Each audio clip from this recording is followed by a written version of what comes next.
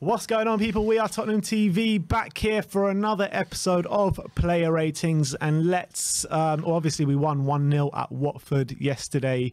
You got to say it's a hard-fought victory. It was pretty much defence against attack, or attack against defence for the majority of the game. Spurs controlling the game for the most part, but you know, we found it so difficult to break Watford down.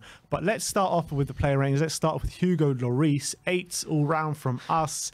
In my opinion, I think that, you know, he was hardly called upon yesterday, but he made 2 brilliant saves, and those were the only 2 times he was really called upon for the whole game. So credit to Hugo for keeping his concentration, and great saves, keeping us in the game once again. And I tell you what, if Ramsdale makes one of the saves that Lloris makes yesterday, the whole of Arsenal Twitter is going, oh, save of the season, this, that. But that's just routine from Hugo. Yeah, I mean, for me saying that, what we all say about strikers, that sometimes they can be so quiet, but then they get one chance, one shot, one goal, game over, they get the glory. Well, you can say exactly the same for goalkeepers. And this game, Hugo really had to keep his concentration levels up, really had not a lot to do. There was a couple of P-rollers, I called him in the first half, but when called upon, was alert to the danger and made 2 outstanding saves, and just another reason to get the ink on that contract as quickly as possible. Another superb performance by the captain. Yeah, and Conte said as well that he's confident that both parties want the deal to get done. As of now, actually, he's free to speak to any club around Europe, so it's quite worrying. But I believe in Conte, and Conte said that both parties want to get this done, so I'm pretty certain it will get done. I'm agreed with you there. Well, the only thing I've got in the negative doubt is seeing that he's now able, if the French teams come in, it may get his mind thinking, okay, we can go home. There's the chance. Rather, we shouldn't have allowed this chance to come through. But I think, like you said, both parties seem happy and want to get it done. So let's just hope it is. Yeah. All right, let's move on to Davidson Sanchez. Brian gives him a 9. I gave him an 8, and I thought he was our strongest defender on the day. Some really important challenges, some really important blocks, and high quality ones as well. He did forage forward a few times, trying to add to the attack. And obviously he got the goal in the 96th minute to win us the game. So Davinson Sanchez's recent performance has definitely stepped it up.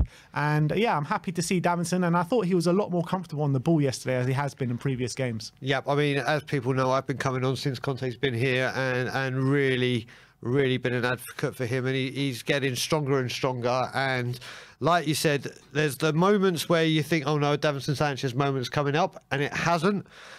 He got some very important interceptions yesterday. Agree with you that he's not looking completely comfortable on the ball, but that's what, like I said, he's not aesthetically pleasing. He's getting the job done. And all right, there's a lot of pace on that cross, but to come up in the 96th minute and get that header and claim 3 points, and just his celebration, he's just like, I mean, do you remember he scored against Norwich or whoever, in his celebration, he just stood there like, yeah, you've been having a go at me. Well, this time it was a happy and positive celebration, and I'm so happy for him. You see how aggressive Sonny was being with him in the celebration as well. Exactly. And he deserves a lot of credit and a lot of respect for the performance he's putting in, and that's why I give him a 9 and my man of the match. All right, let's move on to Eric Dier. 7s all round from us. And you know, Eric Dier, it's the kind of role which we've seen him in, like quarterback role, that deep lying playmaker. Kept the ball moving for the majority of the game when he could, but the defence was hardly untested. So you got to say that. So from a defensive point of view, there's not too much to note in there from Eric Dier, but I thought it was a good display in terms of keeping the ball moving. And yeah, there's not much he could have done in terms of our attacking output. Absolutely bang on the money. Dier, a 7 is a standard performance from him now. I mean, before, and that's a great thing to be able to say to him. I mean, obviously he's been in a position before where he's lucky to get above a 5. Again, like you said, he's spraying the ball. He's got some confidence in his passing again, because he really is moving the ball well. And being the centre of that 3, and that 3 since Conte has come, all right, we're letting the odd goal, but they have put in staunch performances. And it was another good one from the most experienced defender we have in Eric Dier. Yeah. And I think it was a really good display from Eric Dier, and another really good display from Ben Davies, who we're going to talk about next. Brian gives him an 8. I gave him a 7. I'm just going to read off some of the stats from his game yesterday. 100% tackles, won 3 out of 3. 89 passing accuracy, 89%. 31 final third passes completed. 8 attempted long balls, 6 successful long balls, 4 ball recoveries, 3 out of 4 ground duels won, 2 blocks, 1 chances created, 1 clean sheet. A player that is thriving at left centre-back at the moment. Another top display from him yesterday. And, you know, defensively, again, he didn't have much to do, but I think he helped out Reggie on that left-hand side when called upon going forward. And, yeah, another really strong showing from Ben Davies. And I want to say thank you, Ben, because you've just taken the words literally right out of my mouth, because I had it right here ready to go. But yeah, as you said, I mean, it's to say that we're talking about this, and we're now talking about this consistently with him. And what I will say, what I loved about him yesterday, there was a couple of crunching tackles that he put in. He went in full-bodied. And there was a moment that I loved with the game, and I don't know if a lot of people actually. Obviously, there was a time in the game where, right near the end, where we kicked the ball out of play because they had an injury, and Ben Davies was furious that Lucas Moura was standing on it. Then he passed it to him, and he looked back and was like, "Fuck," and he smashed it out. And then there was a time where we had a player down, and Watford continued, and Ben Davies went charging down to stop it. And do you know what? It's great to see him, because we've all been saying that he needed to go, but the one thing you could always assure, Ben Davies wasn't one of the bad attitudes. He wasn't one of the bad. We just thought he wasn't up to par, especially at left back. But at left centre back, my word, he's probably one of the most informed defenders in the league right now, and that's why I've slightly gone above the 7 and given him an 8, because I think he's been absolutely outstanding. Yeah, look, I completely agree. And you know, this is a man that you're seeing right now that is so committed to the cause. Yep. You can see that right in front of your eyes, can't you? Yep, well, 100%. I mean, people were saying, yep, he's got to go. He is firmly in the, like, you know, when you did the keep sell. Right now, if you did this again, Ben Davies is keep without a doubt. Yeah. And even if we do sign another left-sided centre-back, what a player he is for the squad. That's the thing. He will give everything to the squad. He will give everything to the team. And again, what we want to see is competition for places. That's what we want to see, to keep them on their toes. Definitely. And yeah, an addition there. I don't think Ben Davies will see it as a competition. I think he'll see it as a rivalry that he'll thrive to make sure he continues on this path. All right. Let's move on and let's talk about Emerson Royal. 5s all round from us, probably the most disappointing player on the day. You're talking about a player that, you know, was getting in brilliant positions time and time again. He was always an option on that right-hand side, always had space, always had time on the ball.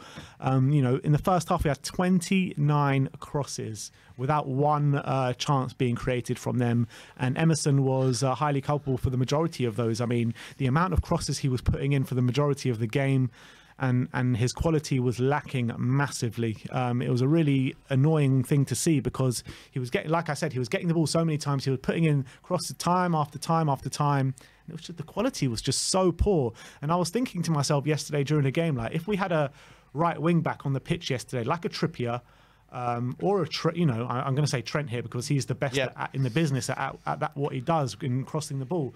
But, you know, even if he had a Trippier or even a Serge Aurier, we probably would have won the game convincingly yesterday. Without a doubt. I mean, Emerson, when you look at it, when I was doing the watch along, literally, I've never seen a player have the ball so much in the first half. Everything was going to him. And do you know what? I was looking at it and thinking, do you know what? If this had been against a team that was getting crosses in, Watford have said, right, get out to him and make sure he does not get the ball and get in. And they just said, oh, Emerson's got the ball, it's not going anywhere. We've said it before, he has got to sort his final product out. He's got all the attributes to be a Conte right wing back with pure force. He just has to work at that final delivery, because it needs to be better. Yeah. Spot on. All right, let's move on to Ollie Skipp. Brian gives him a 7, I gives him a 6. I mean, on reflection, you're probably right. 7 is probably more warranted for his performance yesterday. I felt that he was a workhorse, like he always is in that middle of the park, putting out fires everywhere he saw, sliding interceptions, blocks, tackles. I mean, the guy is everywhere. An absolutely great performance once again. Probably not as high level as we have seen in the past couple of weeks, but still a very good performance, and shows why he should be one of the first names on the team sheet. Yeah, I mean, the only reason I've gone a point above you is just because he's been doing this all season, and the way he sprays the ball around and the way he's performing is well beyond his years. He's doing it consistently. Like we said, we look a better team. We notice the difference when he's out. The one thing I didn't like is the way he gave away that free kick to get the yellow card. He kept holding. But maybe that's because he's shattered, or maybe, who knows. But he's just went everywhere. off not long after that, didn't Yeah, he? he's just everywhere, and I'm so happy with his performances. I just think he warrants it just for the way he is going into every single game, and you know that he's there. Yeah. All right, let's move on to Pierre-Emile Højbjerg. 7 from Brian, 6 from me. I mean, another good combative display in the middle for Pierre. I felt like he tried to go forward, but it was minimal, really. And I felt that we needed more from our central midfielders going forward because we were really lacking creativity to try and hurt Watford yesterday. And I think Pierre was a part of that. I mean, he did have one chance, which he blazed over the bar. But look, I think Pierre, he's being overplayed, to be honest. That I completely agree with. And whereas you said you probably think, like you said with your Skip, you should go up to a 7. I'm actually thinking like you for Højbjerg, I should go down to a 6 because he did perform well. He did what he does, but he needs a rest. He needs a rest. He's exhausted. And I mean, if there's any player that warrants a rest and the amount of time has been played, look, you know what he's going to give you on the ball and off the ball. I just think everything is catching up with him now. So I think you're right, and I would mark it down as a 6. All right, let's move on to the left wing back, Reguilon. Brian gives him a 6. I gave him a 5. Forced a great save from the Watford keeper Bachmann at one stage with a nice effort. But apart from that, I mean, I was left wanting a lot more from Reguilon yesterday. Like Emerson, he was getting in a lot of good positions. Yes, he didn't put as much crosses in as Emerson, but the crosses that Reguilon did put in were poor, in my opinion. I mean, we needed a lot better from our fullbacks yesterday, and I think that's the main reason why we weren't, winning 2 or 3-0 yesterday. Yep, I mean, the only reason I've gone a point above with a 6 is because at least in games, attacking wise, he's doing more than Emerson. He's getting shots off. He's getting into these positions. Yes, his delivery again hasn't been as good, but we know it's there. But he's offering more offensively than Emerson, and that's why I can't give him the same as Emerson. I've just gone 1 point. He had that one shot. He said a great save. He had that one in the second half when Son got crowded out that just went wide. So offensively, I think he's doing a lot more than Emerson. So that's why I've gone a point above with a 6. You know what? Again, you're probably right, and probably a 6 is probably warranted for Reguilon's performance yesterday. But let's move on to Lucas Moura. 6s all round from us, and he was full of running, full of effort, but with not that much quality yesterday, in my opinion. I felt like he was maybe tiring a bit. Maybe he's been overplayed as well. I know he wasn't starting in the last game against Southampton, but I just felt his performance was lacking that kind of maybe guile that has had in the past couple of games. But having said that, he put it on a plate for Sonny with a brilliant lob through ball where Sonny had a good effort and maybe should have done better with it. But look, I don't think it was a bad performance by any stretch of the imagination by Lucas, but just maybe a mark down from what he has been over the past couple of weeks. Yeah, I mean, I agree with you, everything there. You can never doubt his passion and his commitment for the cause. He'll always try and run. He'll always try and create something. But you know what? We've been saying that some people need a rest and then come back. It seems to me every time he has it, like he was superb against Palace, absolutely incredible. Has a rest against Southampton, comes on. Then the next game, he's a little sluggish. Yeah. I think he's one of those players that thrives on playing consistently. And hopefully he'll start against Chelsea. I really hope he does. And like I said, his vision to pass that ball for Son, which is something we've questioned him, always giving the ball away. You can see that's improved. But yeah, a 6 for me as well. All right, HeungMin Son. Brian gives him a 7. I gave him a 6. I mean, I felt throughout the game he was actually fairly poor. His first touch letting him down, his passing going astray. But ultimately, he found himself in a great position for Lucas Moura's through ball, which he could have done better with, but it was a good save from the keeper. But ultimately, he put it on a plate for Davidson Sanchez from, I can't believe it was a free kick or a corner. Free kick. It was a free kick. He put it on a plate for Davidson Sanchez that ultimately won us the game. So can't mark him down too much because he was central to us scoring that goal. But I think when you're looking at Sonny, playing against a team that play a low block, he does sometimes struggle in these kind of games. He loves the space in behind. So I'm not going to mark Sonny down too much because, Watford really stifled him in terms of, putting 2 banks of 4 pretty much in the game yesterday. So I think Sonny tried a lot. You could see the effort was definitely there. Yep. But I think that he was just getting crowded out in most part. That's the thing. I mean, I'm happy I get to talk about this now because obviously I was very critical of him during the watch along, and I have been in recent games because we just expect so much more. Like I said, I think the low block is like what he needs to try and work around. He was poor. He was poor yesterday, his general play, but you cannot deny when he's needed, and that moment he delivers more often than not. And with that free kick, the pace, the accuracy, and everything, that's why I've gone a point above. Just because when it mattered, you know when they say sometimes when a goal goes in, anywhere else the keeper saves it. That was one of those. Anywhere else, that ball's going dead, and we get away with a 0-0 draw. But the power and pace on it, and just allowing Davidson Sanchez to get his head on it, was a great delivery, and that's why I go 7.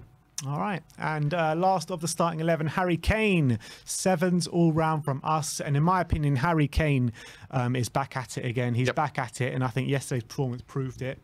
I think that when you're seeing Harry Kane twist and turn and shoot on the half turn, that's when you know he's getting back to his best, shooting with his left foot as well. You saw the confidence coming through him, the amount of effort he's putting into games. And yeah, I think his performance just missed the goal yesterday. I think that's the only thing it pretty much missed yesterday. Yeah, you can see, I mean, when I was with you the first time I was here and we went to those games, he was a shadow of himself. I was absolutely disgusted with the way he was playing. But since Conte's come in, he has done a complete 180, and it's going to take time to hit the heights that he normally does. But you can see game by game by game, he is getting back to where the standards we know. And yeah, he should have scored, or you would have banged on him to score that goal. But seeing him take the shots early again, which is a key part of Harry Kane's game, was great to see. And listen, you'd be a fool if you didn't back him to score in both the semi-finals and the North London derby. And then everyone will be like, there he is, he's back, he's back. So a very good performance from him. Yeah, definitely. And, you know, he was pretty much central figure to everything that we were trying to do yesterday. And you can definitely see the confidence just coming through his body again. And yeah, really good performance from Harry Kane. Let's move on to the subs. We're only going to give Winks a rating because he got 20 minutes. The rest didn't really get enough time. But as you can see, Brian gives him an 8.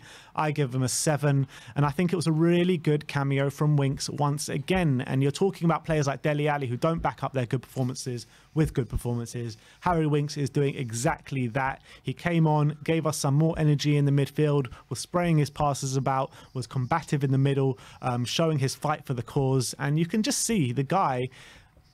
We've said him before how he doesn't give enough passion to the team. But now since Conte has come in, you can see that passion. You can see how much he loves the club. And I'm loving what I'm seeing with Harry Winks at the moment. So I'll tell you how much I'm loving what I'm seeing with Winks right now. I'm actually going to stand up and give him a standing ovation because what he has done since he's come in, like we all know we wanted him out. Everyone said he's finished. He's come back in and we were all shocked to see him against Liverpool. Man of the match performance. I didn't get to go to Southampton with you, which really pissed me off. But again, when I watched the highlights and watched it, again, another sensational performance. And you know what? I think Conte's saying to him, listen, you're not playing this game because you are playing this. And he is listening to Conte. And when he came on, he was moving the ball so much quicker. We seemed so much more fluid in our play. And then even when we went 1-0 up, he was making last-ditch tackles. He was everywhere. And like you said, we've got someone like Dele Alli that shows it in one game and then reverts back to type.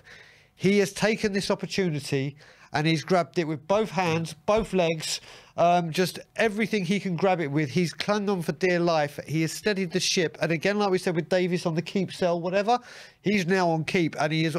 If he starts against Chelsea or he starts against Arsenal, I wouldn't be like, oh my God. I'd be like, yes, go on, Winksy. Let's carry it on. He has been brilliant. Yeah. Absolutely spot on. I'll sit down now. you in honour of Winksy. Holly will be very happy with me. If Holly Agenbar's watching, she'll be very happy. A few more subs. Giovanni came on the 83rd minute. We're not giving him a rating, but how do you think he did when he came on? He did a couple of bits and pieces. You know what I mean? Thankfully, he lasted that long. Thankfully, he lasted that long. But Stell goes on about him a lot. And Stell now, I agree with Stell. So I've got to say, I mean, when it comes to Gio, I know I say this. The back in the season that we did the documentary, when Son and Kane was out, he carried us. Yeah. All right, he didn't have the assists or the goals to back it up, but his runs, I remember one against Southampton where he just literally ran the whole pitch, and he's capable of doing it. We just need to keep him fit and cement a position down for him. Now, if he goes, I'm not going to be like too upset to see him go, because the reason I say that is because I think we can get a fair price for him. He's one of the players I think we can get a fair bit of money for. Not recoup the whole amount, but I do want to see a little bit more from him. And Brian Hill came on in the last minute for stoppage time. I think there was about 6 or 7 minutes added on at the end. Showed a lot of energy. But do you think it's very telling that he comes on before an Ndombele and an Ali? 1,000,000,000%. 1,000,000,000%. I think beforehand we were getting worried that he wasn't getting used at all. And now he is starting to get used. I still think the one thing he needs to do I think maybe a loan move might do good, but if not, I think we need to get him in the gym like we did with Bale or whatever. We have enough players in the squad to send him out. Yeah, well, this is the thing. I mean, if he can get in the gym and bulk up a little bit, he's looking, and like Mikey said, he's looking more like an attacking mid. And you see when he gets to byline, he reminds me a bit of Chris Waddle. Just the way he attacks, the way he attacks the byline and tries to get across it. Not saying he's at those levels yet, but I mean the manner he tries and gets to the byline. I mean, I can't remember the last player we had properly that tried to attack and get to the byline and put the balls in the area. So high hopes for him, and it's good to see a bit more of him. I think we'll see a lot of him against Morecambe. I think he will be in the starting lineup. We'll get a true look at him. But yeah, it looks like he's going to get a more regular run out now, which I'm happy about. And last but not least, Antonio Conte, 7s all round from us. In terms of the starting lineup, I don't think anyone, well, I didn't have any problems with it. It seems to be his kind of go-to lineup at the moment with Skipp and HeungMin in the middle. I did feel we needed a bit more creativity, but I think that Conte is pretty much juicing the most out of this squad he can get at the moment. I think it's a tall order for us to get top 4 with the squad at the moment. I think we definitely need signings in January if we're going to make this top 4. But I think he's getting the most out of this squad that he possibly can. I think with the changes in the game yesterday, I felt like he left it a bit too late. I think we needed changes quite early on in the second half, and he left it quite a long time. I think 70th minute till we made our first change, and I was calling for it on like the 55th, 60th minute. So I'm not going to mark him down too much on that because he makes the changes and ultimately we go on and win the game. But I did feel that we just need it. That's the only down mark I'm really going to talk about. I think Conte is juicing the most out of this squaddy that he can. Yeah, I mean, I agree. I mean, this is probably his default 11, isn't it? It's like, right, you need to win this game. What 11 are you sending out? Here we go. This is the 11. I agree with the subs. I thought even at half-time, and we know Conte will make subs when he deems. I thought we were going to come out to the second half with a sub on the touchline ready to come on. We didn't. But do you know what? We had to get an away win. It wasn't the best of performances. He has overseen another victory, another clean sheet. So it's a 7 for him, and long may this run continue. All right, well, there you have it. That is our player ratings. I want to know your player ratings in the comment section below, and I want to know what you thought of our ratings as well. Thank you, everyone, for watching today. Like, subscribe, and comment. And as always, come on, you Spurs.